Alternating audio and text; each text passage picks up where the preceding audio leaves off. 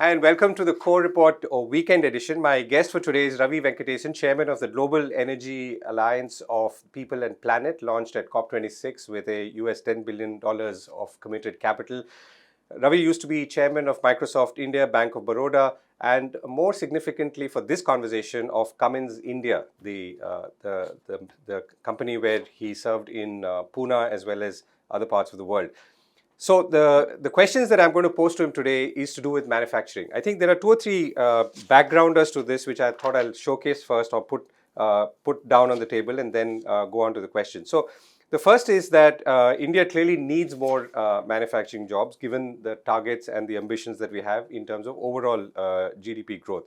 So contribution of manufacturing to GDP is about 17%. It's really not grown, while let's say services has grown from 45 to 55% in the last few years. If India needs to reach, let's say, a 20 trillion GDP target of by 2047, then manufacturing must grow up quite sharply to at least 25%, if not more. So that's on one end. On the other hand, what we've seen over the last couple of decades is clearly that people who graduated, let's say, in engineering have chosen to go into IT services because that's obviously been more lucrative and perhaps is more frictionless in a manner of speaking. So given all that, or given all this, what does this mean for India, for young people who want to embark on a career? How should they be choosing things? What should they be looking at? So to now come back to our guest again, I thought these are some of the questions I could ask and pose to Ravi Venkatesan, because I don't know any people or very few people who could perhaps approach this with the thought and the width of experience and understanding that he can. So Ravi, thank you so much for joining me. And let me ask you firstly, as someone who spent time on the shop floor and also run a large IT product company, not just a services company, where do you see, where do you think we are today in this journey? Before I now then get down to the specifics. Yeah. Hey, Govind, it's fantastic to be back in conversation. Ironically, it was exactly 20 years ago that we first met and you interviewed me on a shop floor in Pune at Cummins. Yeah, so no, I think you're exactly right. Things are changing briskly. And yeah, I think IT is services is going through a big transformation, but some of it is just temporary, a slowdown in demand. But I think that will correct itself over time. Some of it is driven a lot by automation.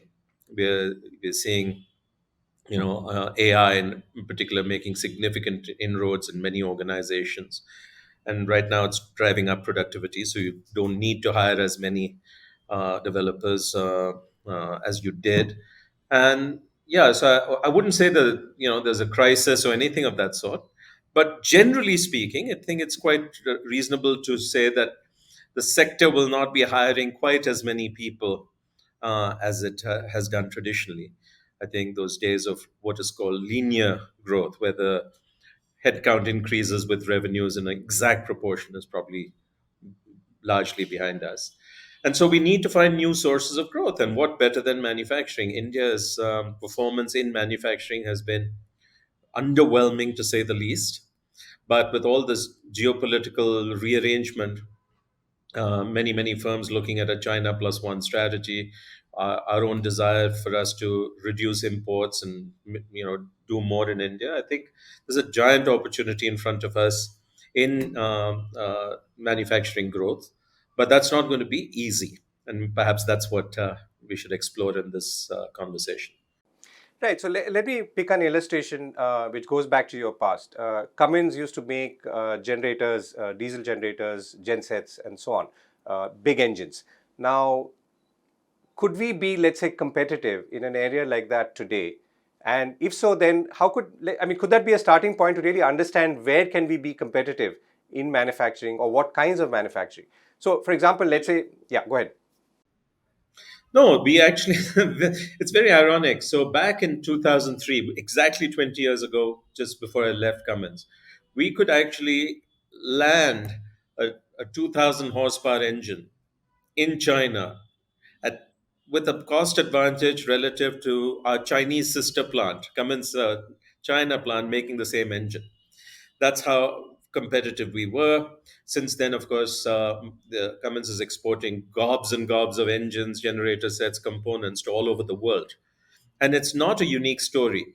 So if you see in cars, whether it's Hyundai or Suzuki, or they're all exporting a substantial chunk of their production. If you see JCB, a company whose board I was on till 2020, nearly 40% of everything they make is exported. And again, to the most advanced markets, not just to developing countries. So we did a report back in the day with McKinsey, and we looked at you know high skilled manufacturing. These are all high skilled manufacturing. I wouldn't say high tech, but they require significant levels of skill. India was very competitive then. I think there probably has been some erosion of competitiveness, but I still think we're very, very much in the game when it comes to high skill. Then, when it comes to low skill stuff, I think we're in woeful shape, whether it's textiles, toys, shoes, those kinds of labor intensive things, which frankly is what we need much more of. Because the big challenge, which we haven't yet got into, is the crisis of unemployment in our country. And so we need, lots of these kinds of labor intensive, relatively low skilled industries, which are able to soak up people and keep aspirations reasonably in line. So but yeah, I think we've got a lot going for us still, Govind. I'm a big believer. Now there's certainly lots we can do to become more competitive, but are we in the game on high skilled, high tech stuff? Absolutely. So, what's changed? I mean, why have we seen this relative erosion in competitiveness in the last decade or so? I think I don't know. I'm just speculating here. But what happened with China's entry into WTO is it was like a giant vacuum cleaner being turned on over there, and it sucked up a lot of manufacturing from all over the world, from Europe, from the United States, but also from India. I remember, in the days when I was in manufacturing, kinds of things we'd make, and it just became much more lucrative, much more profitable to import these from China. Okay, and there's a lot of friction to making things in India, from labor laws to corruption to infrastructure issues. And so people began to say, look, why mess with all this when it's just cheaper to import? And so I think a lot of that has happened. Then there's been benign neglect. I think because IT was booming, and then other services began booming. There's been a benign neglect of manufacturing. Nobody, particularly states, have not systematically focused on attracting manufacturing, reducing friction, improving competitiveness, etc. But all these are fixable, Govind. Where there's a will, there's a way. So that's the demand side. Let's talk about now on the supply side.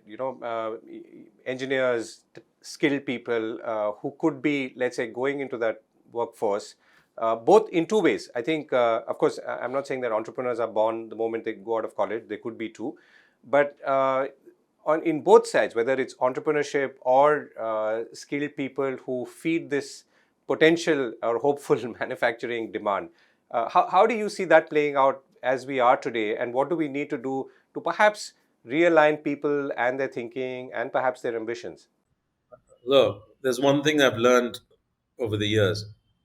Wherever there's opportunity, people will come and they will learn the skills necessary to cash in on that opportunity and advance.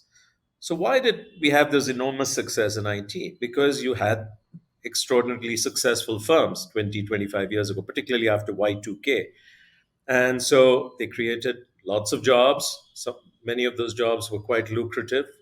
And so you began to see youngsters begin to learn programming. Every parent wanted their kid to learn something about software development and get a job in Infosys. So I would say what is needed is to get the demand side going first. Supply tends to take care of itself when there's demand. Okay. And that was our experience at Microsoft as well. So we used to run these giant partnerships with the likes of AppTech and IIT so that no, millions. It wasn't even in lakhs or anything. It was really literally millions of engineers would learn, C++, .NET, all those kinds of things. So I'm not worried about the supply side. We have overabundance of people.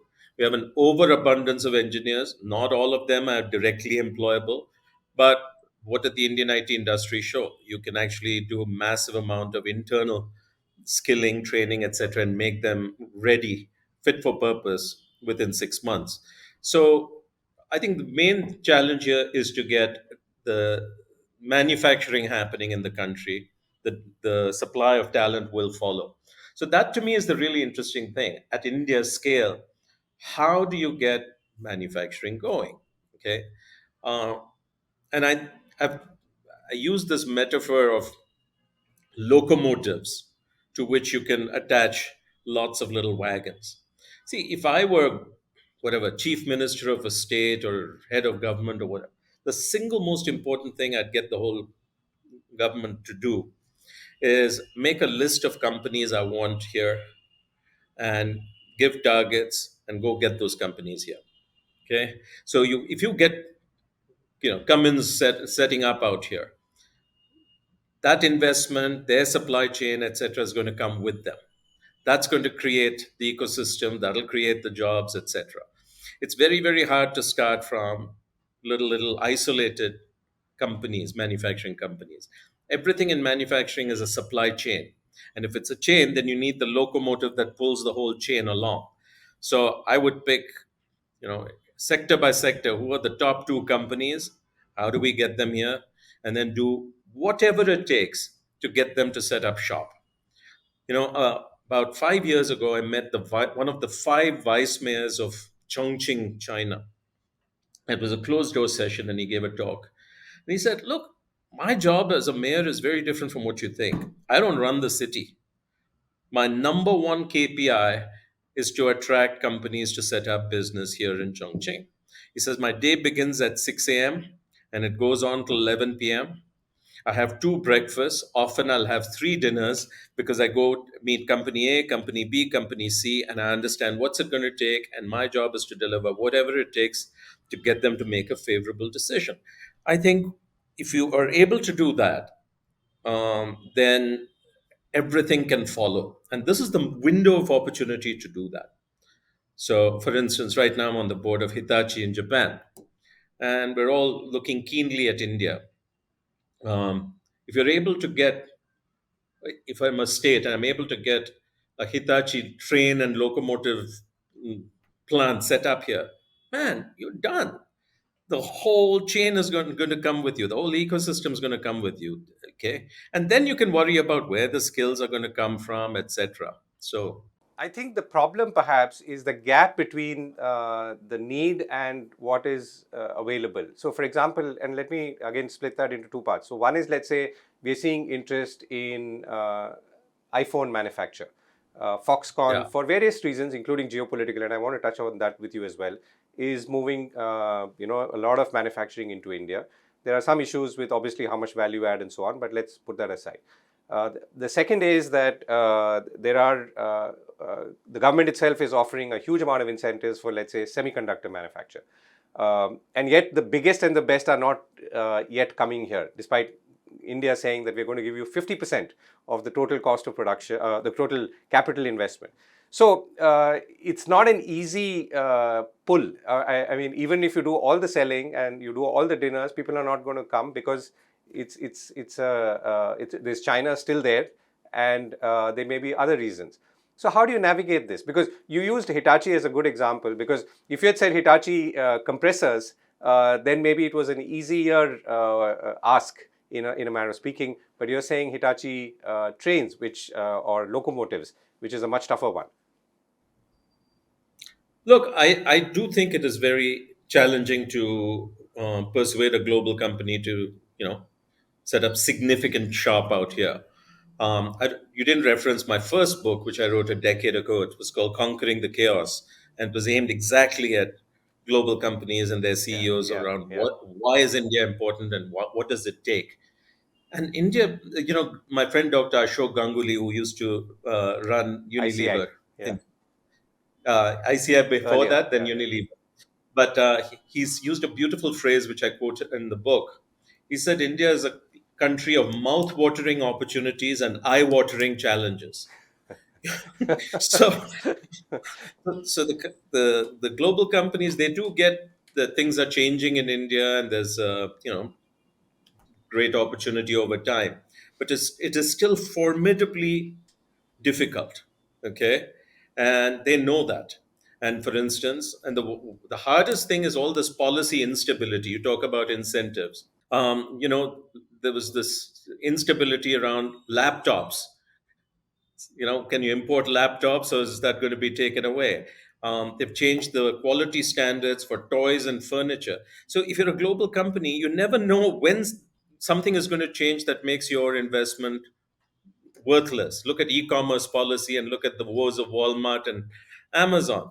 So India is terrifyingly difficult, and I think what you need to do if you're going to recruit these firms is a sit down, not make these general schemes, but sit down with Hitachi in this case and say, what's it going to take to get you to invest out here, and make sure you deliver those things and provide some credible assurances and a lot of hand holding, you know. Um, and it's like sales. It's like selling anything. You have to give targets, quotas, like the vice mayor of Chongqing, and do what it takes to attract them, and then it'll slowly come. And these things are like flywheels, Govind. You get the first 4 5 big companies going, they say positive things, there'll be a stampede after that.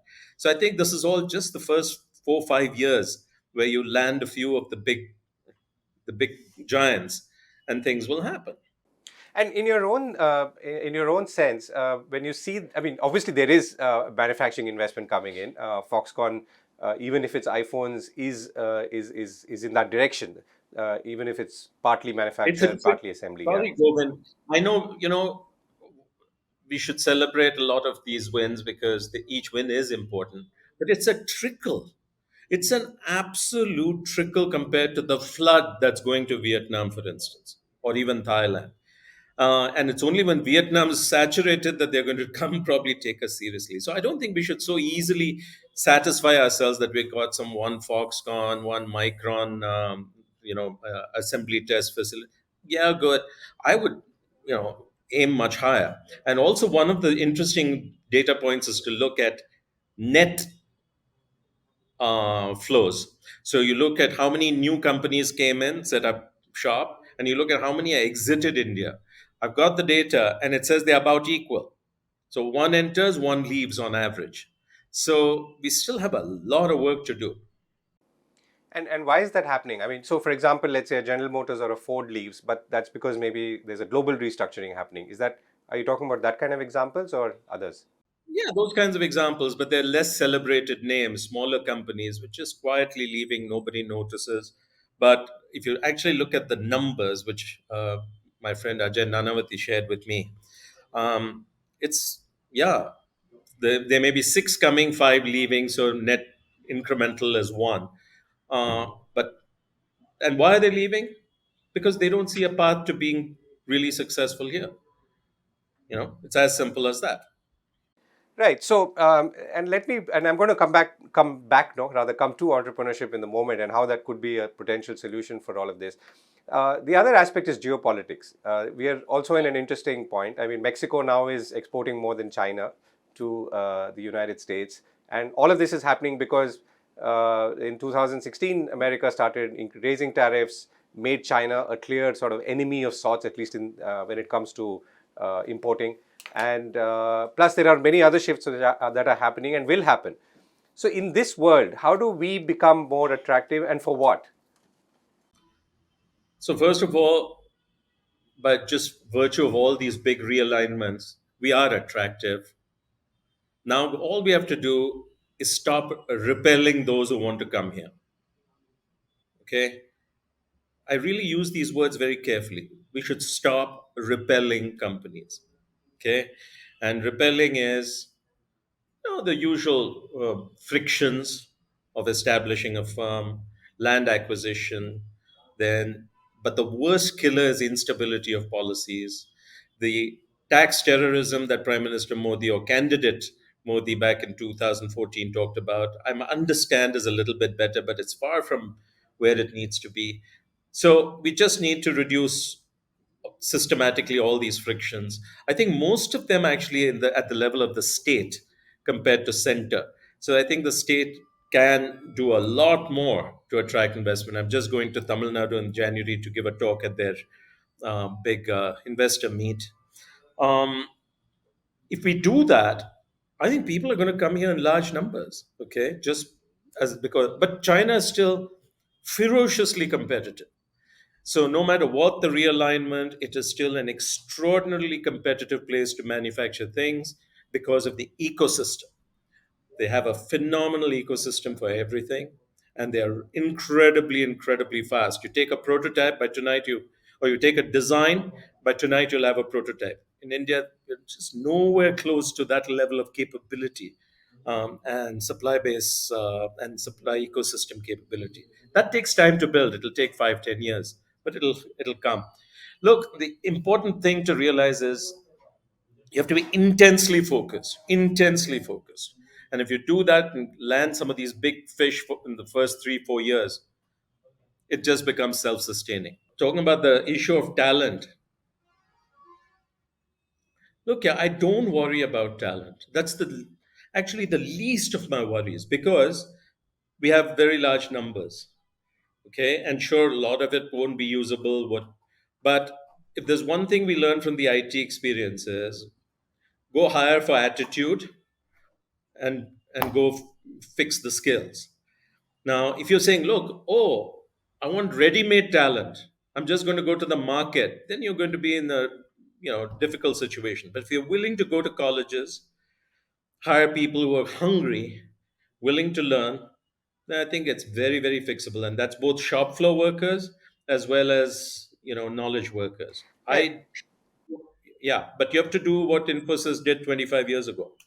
So we've looked at, I think the examples that we've touched upon so far is maybe to do with large enterprises, foreign direct investment, bringing in capitals, technology, and also setting up large, let's say, on-ground plants or factories here. That's one kind, which is important. Let's talk, I mean, let's maybe go into the world that you are in, which is to work with entrepreneurs on a more ground up way. How does that fit into what we are talking about right now? Good. So you need to do both things. What we've just talked about is what I call exogenous interventions, getting these locomotives that can pull lots of small businesses as part of the supply chain, lots of jobs, etc. That's one critical thing. But the other thing we need to do is spur endogenous entrepreneurship leading to job creation, and that's what I do through my organization called GAME. What we're trying to do is look, can you replicate a Bangalore in every district? And this is actually Chandra of Tata's phrase. He says, was trying to explain, what do we do in game? He says, oh, I get it. You're trying to replicate Bangalore in every district of the country, 750, 800 districts. And that's exactly right. So, what is it that's special about Bangalore or Mumbai or Gurgaon? They have an ecosystem where the conditions are generally favorable for people to start things. Okay. And what makes it favorable is number one, successes. Nothing inspires more entrepreneurs like a really successful one. So, if you think Bangalore 1.0, it was people like Narayan Murthy and Nandan and Azim. Then you had 2.0 with the Flipkart boys, the Sachin, Binny, Bhavesh, etc. Then you have 3.0 with people like Nitin Kamath, whatever. But it is the success of these people, extraordinary success of local people, that inspires more and more people to get going on entrepreneurship. So what we have to do is, in every district, look at some successes or try and showcase them and inspire others. The second thing you've got to do is figure out in this district, what is their competitive advantage? What could they be doing? Okay, and pick two or three sectors, if you will. And it could be around food processing, it could be around light manufacturing, whatever it is, and try and get accelerate many more small businesses. And we've got a way to do this, which we call growth rater. So that's the second piece. Third thing is you work with the district administration, etc., to say in these sectors, how do we reduce the frictions, create more tailwinds, and reduce the headwinds? Then we run the largest entrepreneurship program in the world. So we're now in 10 states. So this morning, 4 million kids across India woke up and their first compulsory subject at 9 a.m. was entrepreneurship. So you get them all thinking about entrepreneurship as a viable career choice. You get them hooked on it. You give them a taste of it. So it's not just learning it in a class. They actually have to launch businesses during the summer holidays. You get them hooked on it. And so that also creates a pipeline of opportunity. So by all these interventions in one place, you hope to get something self-sustaining, a chain reaction happening. And so we've just launched in Maharashtra, in your state, in 6 districts, including Thane, Aurangabad, Jalna, whatever. So interesting proof of concept now after 5 years, whether we know how to systematically intervene in a small town and get this whole entrepreneurship thing going. If we can do that, I think we have something quite extraordinary that can happen. What are the kind of ventures that have, let's say, risen up at least to be noticed by you and or you found interesting in the context that we've been talking about so far? Well, if you think about India, right, two-thirds are still living on or just adjacent to farms. So the biggest opportunity has to do with agriculture, the way we grow food, the way we process food. So uh, agro-based industries are a mega opportunity, and that's one category. Um, what we're finding is very, very interesting. So we work with a partner called Selco, which is out of Bangalore. So Selco stands for Solar Electric something company, and they have developed, Govind, Solar lanterns. 170. Yeah. Huh? Solar lanterns. They started out with lanterns, but now they've developed 175 different businesses which run on distributed solar. So, for instance, a roti making machine, okay, a milking machine and a chiller, milk chiller, or different types of grain and oil seed grinding machines, etc. So what we're doing now with them is go to a town, run a mela, demo all these not all 175, but let's say 25 different types of businesses with these, and mobilize people to come forward and say, look, I want to start this business. And if they come forward, you give them training, you give them a loan, you show them how to market it. So this is amazing, amazing. This is like franchising in a different way. Can you franchise 175 different business models? Here's the interesting thing: two-thirds of the entrepreneurs are women. Okay. So we right now in our Maharashtra entrepreneurship mission, which I talked about, 6 districts, we've got a target of 500 new entrepreneurs around these business models. Light manufacturing has a lot of potential in many places. So, for instance, Ludhiana or a Kolhapur or Coimbatore area, which have a tradition of manufacturing. I think that by just raising that ambition of what they can do, there's enormous, enormous headroom.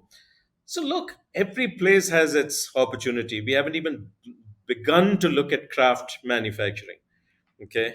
So, there's a lot out there. So most of what you're dealing with, at least in the context of game, is physical products. Almost all of it. Some are services business, Sure.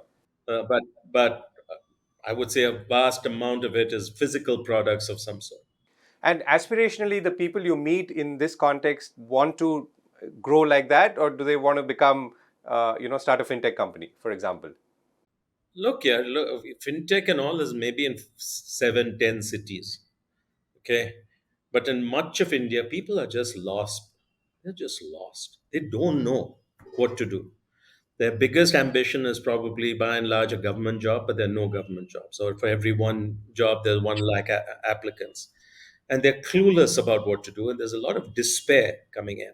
So if you so if you come in there and you demonstrate the opportunities, okay, you don't talk about it. You expose them to these different types of businesses they can do. They self-select. Somebody is interested in this, somebody is interested, and some are interested still at just staying at home and getting a handout. But I don't think that's the majority. So wherever our work is still early, but I would say by and large there's a lot of interest in going down these pathways. But on their own, they are not able to think of it. So you have to be able to demo it. Right, and you've brought in the problem of jobs in what you've said. I mean, in the fact that people are lining up for government jobs, for security, among other things. The fact that there are too many people for X number of jobs, whether it's in public or private sector. And we've also touched upon the fact that private sector itself currently does not have too much capacity, particularly as skill levels increase, and the nature of jobs also changes. I mean, the nature of manufacturing and production and services changes. So, in a very broad sense, Ravi, so what do you feel are some of the solutions to the problem that we face as India at scale? I came into this asking you about manufacturing because to me that's one clear area that we need to address, and obviously delving into your own experience. But how else are you looking at it, or would you look at it? Look, first of all, you've got to realize what we're up against. So our demographics say that we need to be creating somewhere between 12 and 18 million jobs a year, net jobs, not gross jobs. So because I said net, because the net also means productivity drives some job losses, and we haven't been close to anywhere close to that forever. The second thing that's happening is automation of different sorts, whether it's AI, robotics, machinery. And so generally, we are on the cusp of a very, very steep productivity curve, which means you need fewer people. And we haven't even begun to think about the impact of AI. Okay. And, Rishi Sunak just hosted a bunch of AI gurus somewhere in England. And Elon Musk was there, and Sam Altman was. All these guys were there. They said, as Elon particularly said, no, another decade or so, we don't need people to work. Okay, if they want to work, that's fine, but we don't need them to work. Wow, that's really. But the reason why people work is not primarily money. You can think about some sort of universal basic income, like your uh, what is our scheme called? NREGS. Yeah, Narega. You can think about a universal basic income scheme for even everybody. But that's not the primary reason why we go to work. We do it because work gives us so much more than an income. It gives us meaning, purpose, community, opportunities to learn, accomplish. So, for mental well being, you need to do things. So, what does this mean? That's why I think one of the biggest pathways is for people to become self employed, or better yet, start a business that employs a few people, and so forth. The other thing that's happening, which I write in my second book, What the Heck Do I Do with My Life, is there is no longer any such thing as a stable job. Okay. Because even in a good company like a Microsoft or Google, you can have a layoff, you can get reorganized, your manager new could you could get a new manager who doesn't like you, whatever it is. There are too many variables. So in the recent interview with Bloomberg, I said, look, the riskiest thing is not entrepreneurship. The riskiest thing is having a job. Okay. so so the faster you get on with learning to become independent, self-employed, as you and I have, or better yet, starting a small business that grows over time to a medium business, the better off we'll be. And if we can get many more hundreds of thousands and then millions going down this path, I think it all adds up. It adds up.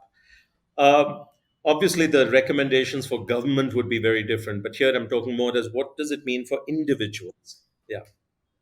Yeah, and do you feel that, I mean, you did say that supply orients itself to demand, and if demand shifts, then all these young engineers who come out of colleges or humanities graduates will adjust. Uh, are you confident of that? I mean, do you feel this generation has what it takes? And this is a question that every generation one must ask. Yeah, we begin to show our age if we start doubting the new generations. Um, Look, every generation has different attitudes towards life, work, etc. And you can see those differences. But at the end of the day, look, you're not solving for 1.4 billion people. Okay. You're either solving for your enterprise or you're solving for yourself. Okay. So I don't, even at the scale of a Microsoft or whatever, Can you find so many thousand willing people every year? Yeah, you may have to cast a wider net to find the thousand that you want. So you may have to do way more filtering, and you may have to do way more remedial learning. But uh, India has an infinite supply of talent. Okay. And so the most important thing that I've learned over the years is hire for talent and train for the skills.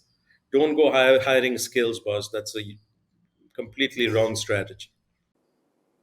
Got it. Ravi, are you working on any new book or a sequel to the earlier one? Yeah, actually, I'm thinking about it now. One of my friends, very interesting guy from my classmate at Harvard Business School, Jonathan West.